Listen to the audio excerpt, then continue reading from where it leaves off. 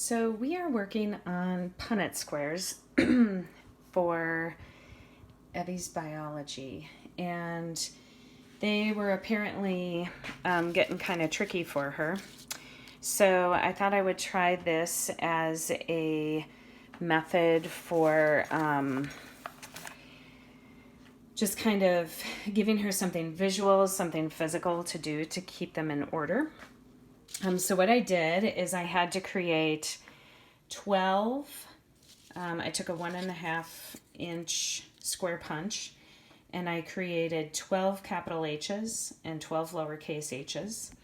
And I created a Punnett square here and I used Velcro so that you'll be able to put them on and remove them.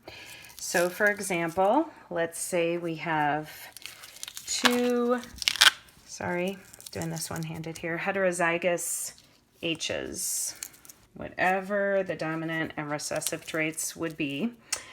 Then, as we know with the way Punnett squares work, you would go and have a capital H and a capital H up here in this left-hand side.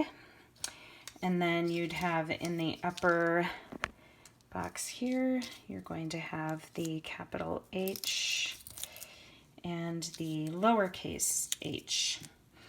And you can see how we will be able to put together a complete Punnett square, and hopefully I'll be able to teach her the whole fraction and odds kind of part of it, where a little more easily than when it's this large, and I'll be able to say, oh, and this is a manila, just a simple manila folder.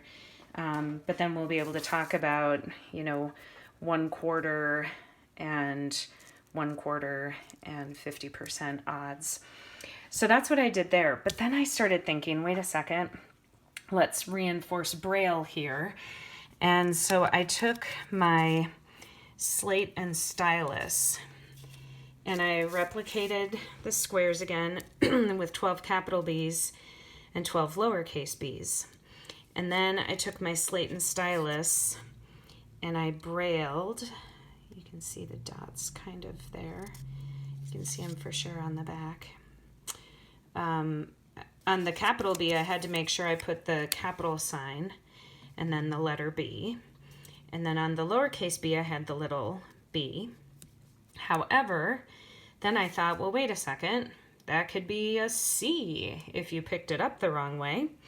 So what I had to do was make sure that I clipped off the top right edge so that if someone were visually impaired and were using these cards, they would be able to know that the top right edge is the top of the card, and they'd be able to feel then accurately what is brailled on the card. So I just wanted to share that as a little Punnett square biology hack for those who might have a hard time learning the concept. You might want to make something like this at home. And thank goodness for Velcro, right? Oh, the wonders of Velcro. Have a great day.